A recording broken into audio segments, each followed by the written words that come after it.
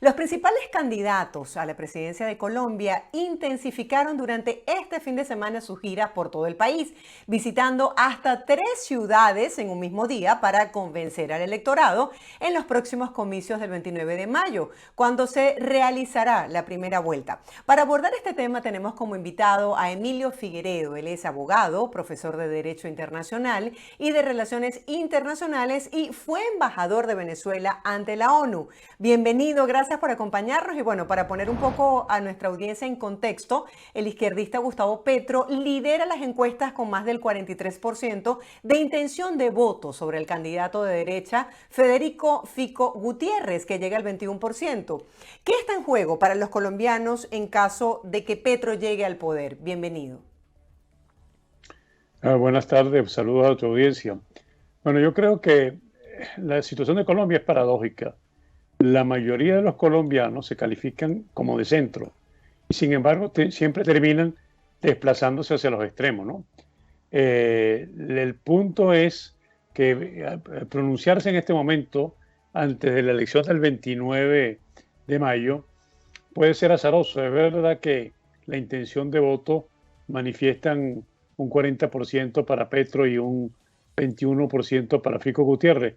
Pero si sumáramos los otros candidatos, la situación estaría mucho más cerrada.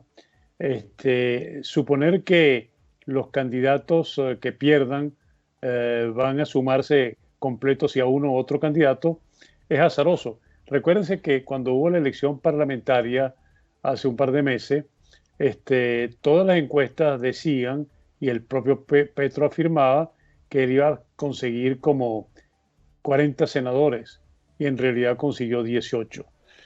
Yo no sé si es verdad que las encuestas indican una tendencia, pero la realidad cuando hay que tomar las decisiones finales son importantes. Sobre todo hay que pensar que las propuestas de Petro son delirantes, son contradictorias y van a conducir al país a un retroceso muy grande, porque por ejemplo, él habla de reducir la producción petrolera.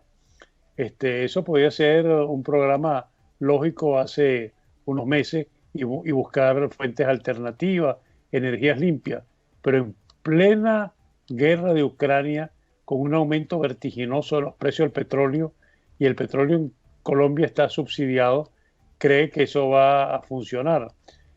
Sobre todo que la segunda propuesta de él, que es igualita a la que hizo Hugo Chávez, quiere aumentar considerablemente el empleo público, es decir, generar 3 millones de puestos de trabajo en la administración pública, lo que significa que con qué lo va a pagar.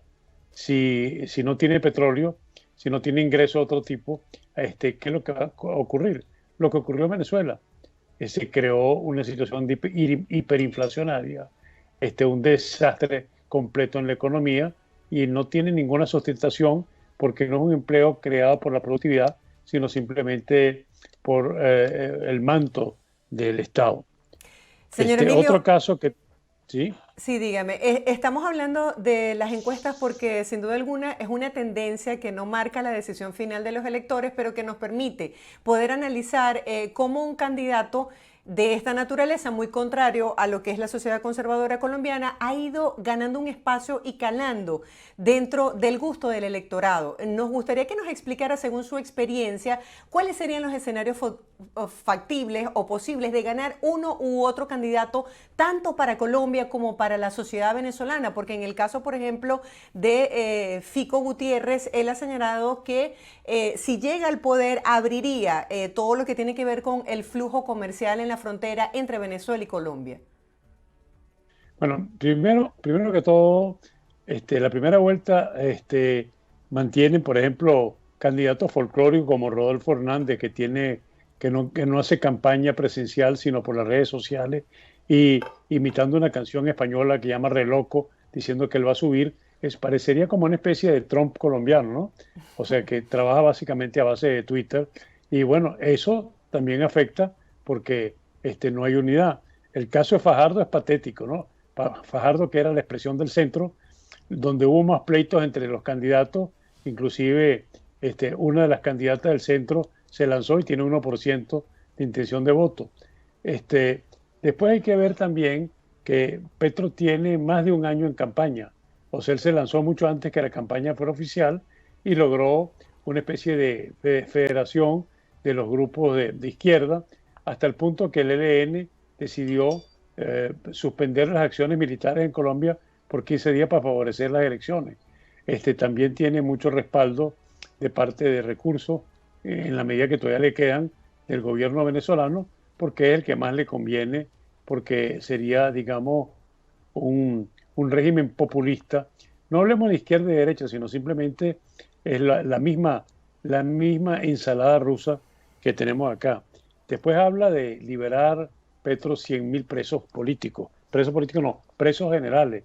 O sea, el discurso es muy contradictorio y Fico, que si bien no proviene auténticamente de la derecha, fue un exitoso alcalde de Medellín, está apoyado por partidos que no necesariamente son de derecha, como el Partido Liberal. Este, yo creo que yo no me atrevo a hacer ningún juicio. Vamos a ver, dicen las encuestas, unas que llega a 42%, Petro, otro que está en 40%. Yo quisiera ver cuál va a ser el resultado efectivo cuando la gente se tenga que sentar frente a las urnas, cuál va a ser el resultado de Fico, cuál va a ser el resultado de los otros candidatos, pero sobre todo el de Petro. Si Petro sigue ascendiendo, bueno, pues posiblemente sus posibilidades se mejoran para la segunda vuelta.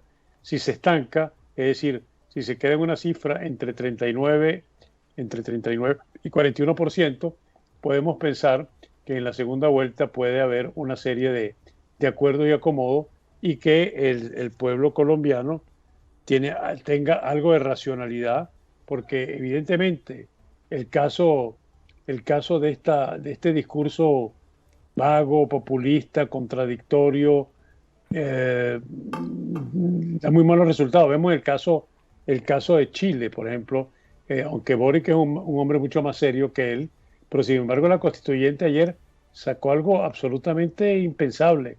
No, las mujeres no son mujeres, sino personas menstruantes. O sea, ¿qué es eso? ¿Cuál es ese tipo de fantasía que está en la gente de querer cambiar todo sin saber que para cambiar hay que enfrentar los costos que ello implica? No existe cambio gratis.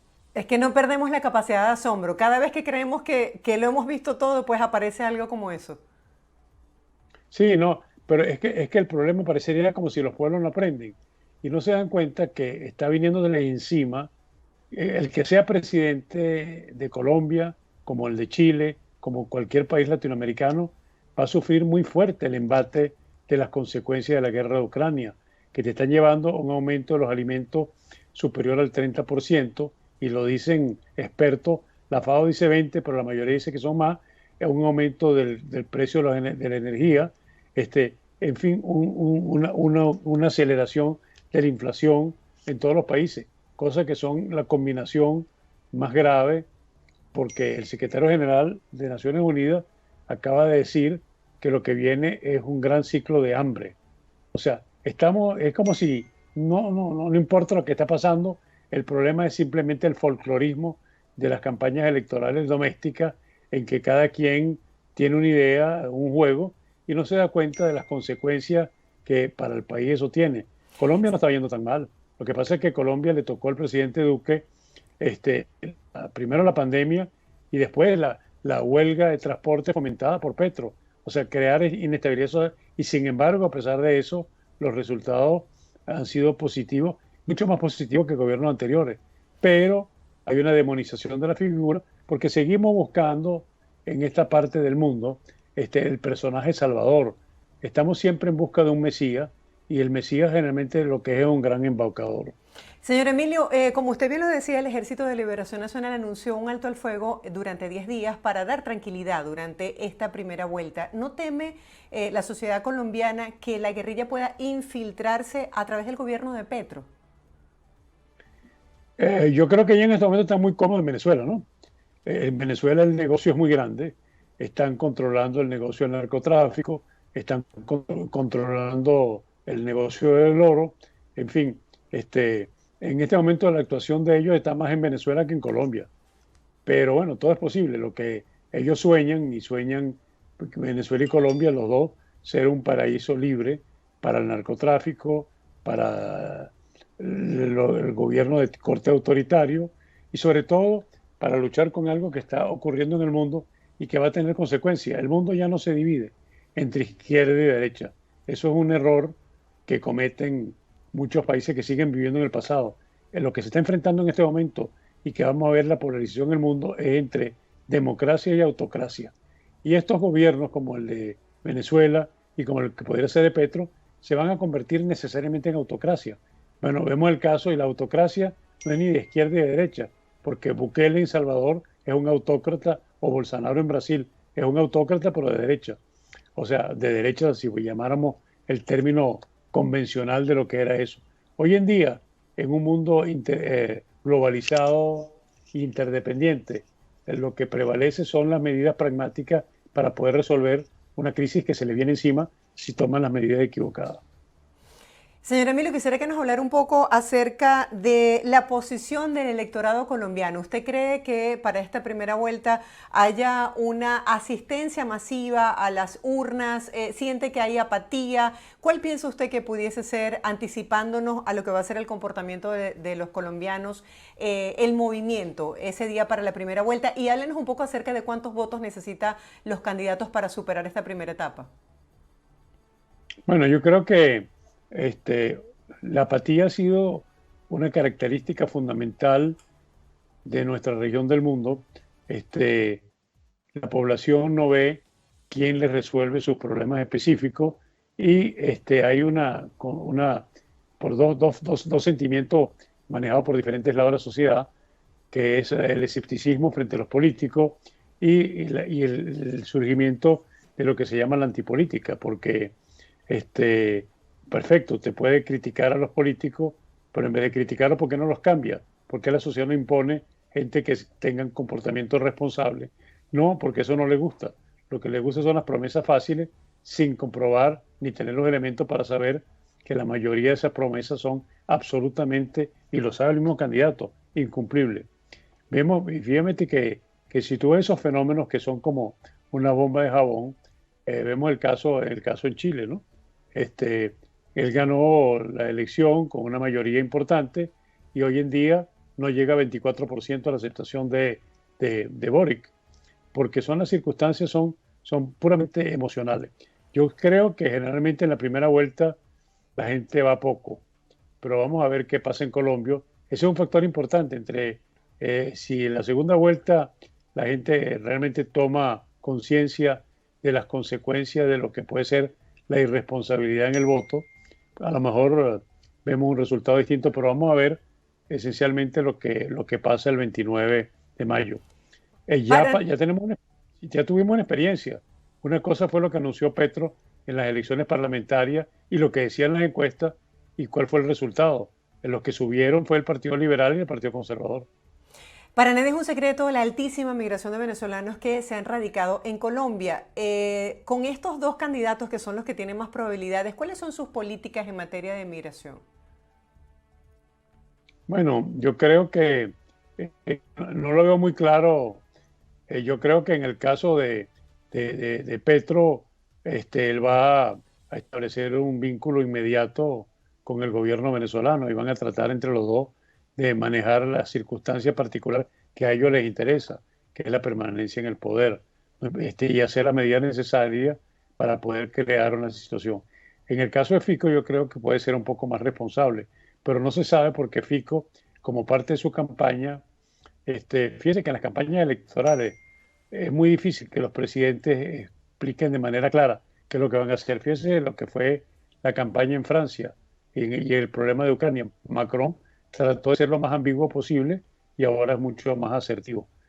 Yo creo que es muy difícil decidir en una campaña electoral en que tienes que cubrir todos los flancos, posiciones firmes en algunas posiciones, porque en la medida que te defines por algo, vas a generar reacciones en contra. Entonces, no sé qué es lo que van a hacer. La apertura del comercio, bueno, esa es una necesidad imperiosa que ya existe de manera oficiosa. La producción de café, hasta hace poco en Venezuela, se vendía porque el precio era ventajoso, todo lo que se producía en Boconó y en esa zona iba para Colombia.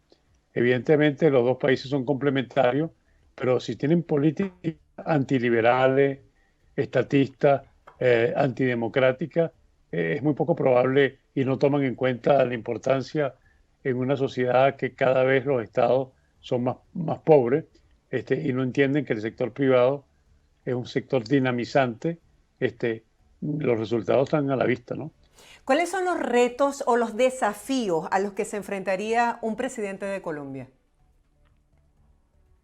Bueno, el primer reto que se van a enfrentar es la consecuencia de lo que está sucediendo en el mundo con el aumento vertiginoso de los precios de los alimentos, con los aumentos de la energía, que va, y con el aumento de la inflación. O sea, arrancar un gobierno con esos tres factores en contra, sea quien sea el que gane, va a ser un problema que las expectativas de la gente se van a caer por un barranco, porque la situación no va para mejor. La situación lo que necesitaría ser es responsable. Y además hay otra cosa más que hay que pensar. El mundo se está alineando en dos grandes bloques, y no son izquierda y derecha, sino son democracia y autocracia. Y eso va a ser una tendencia muy fuerte y va a ser muy difícil mantener posiciones ambiguas. Es decir, estar bien con Dios y el diablo pudo servir en un momento dado, como fue en el inicio del movimiento de los no alineados en la conferencia de Bandung, en el que no se quisieron definir por posiciones ideológicas, capitalismo o comunismo. Pero es que hoy en el mundo, salvo los anacronismos de Cuba y quizás y Corea del Norte, casi todos los países son capitalistas, o por lo menos son países de libre mercado. La contención es exactamente en la forma como se ejerce el poder. Un poder que respete la división de poderes, que respete los derechos humanos, que no sea autoritario, es lo que podemos llamar el modelo liberal o democrático. El otro es simplemente el que tiende a la perpetuación en el poder, o sea, de un partido o de una persona. Y eso lo vemos en muchos casos, embrionario en algunos países, como, como en México, con el caso de López Obrador. Sin embargo, él no puede cambiar un sistema muy claro en Colombia, como hemos visto en elecciones parciales. No logró controlar el Congreso completo. El Congreso ya colombiano, que fue seleccionado hace un par de meses, no le da ninguna mayoría a Petro. Todo lo contrario. Lo mismo le pasa en Chile, a Boric. Señor Emilio, usted ha tenido la experiencia como embajador de Venezuela ante la ONU. En este momento los países se preparan para la Cumbre de las Américas. Estados Unidos todavía no ha invitado, o eso no está muy claro, a países como Cuba, Venezuela y Nicaragua por considerar que no son democráticos. Y hay como una especie de boicot de otros países que están condicionando su presencia, como México y Bolivia. Quería saber cuál era su opinión sobre esto que está ocurriendo con la Cumbre de las Américas. La realidad de los hechos. El que no quiera ir, yo creo que la posición de Estados Unidos así no venga.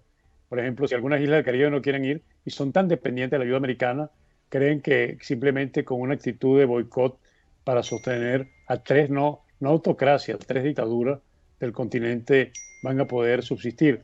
En el caso de México, una cosa son las palabras y otra cosa son los hechos. Ya está diciendo que él no irá, pero mandará a su ministro. Bueno, puede ser. O sea, López Obrador es un personaje patético, ¿no? ¿Cómo es posible que su primer viaje sea casi a rendirle pleitesía, ni siquiera a los Castro, que eran personajes de cierta envergadura en ese mundo, sino simplemente ir a rendirle pleitesía a Díaz-Canel? Por Dios, qué tipo de personaje. Y el de Bolivia, bueno, Bolivia, Arce dijo lo mismo. Vamos a ver quién nos manda delegación. Pero yo ¿Usted creo cree, que usted cree que sí. esté el caldo de cultivo para que estos personajes socialistas se estén uniendo y poder establecer un control sobre los países de la región? Es que yo no creo que es un problema de socialismo, es un problema que en cada país tiene características tan peculiares, tan, digamos, tan populistas, ¿no? Tan poco claro. Esa idea de que hay una gran sincronización entre la izquierda, si no lo pudo la Unión Soviética con todo el poder que tenía, los recursos, ¿con qué base? Simplemente porque existe el Grupo de Puebla o existe un menguado Foro de Sao Paulo, que fue sostenido básicamente, fue inventado por Castro y Lula, pero fue financiado esencialmente por Chávez. Y ahora, ¿dónde están los recursos? Yo creo que ese es el error que han cometido los políticos tradicionales y la opinión pública. Siguen viendo el tema como si fuera el comunismo el que va a triunfar y no se dan cuenta que lo que va a triunfar es regímenes personalistas, antidemocráticos y que tienden a perpetuarse en el poder en detrimento justamente de todas las ideas que podían ser inspiradoras de movimientos que podríamos llamar de izquierda. Gracias por su tiempo y por este análisis que nos pone en el contexto estos temas que son de interés para nosotros. Muchísimas gracias.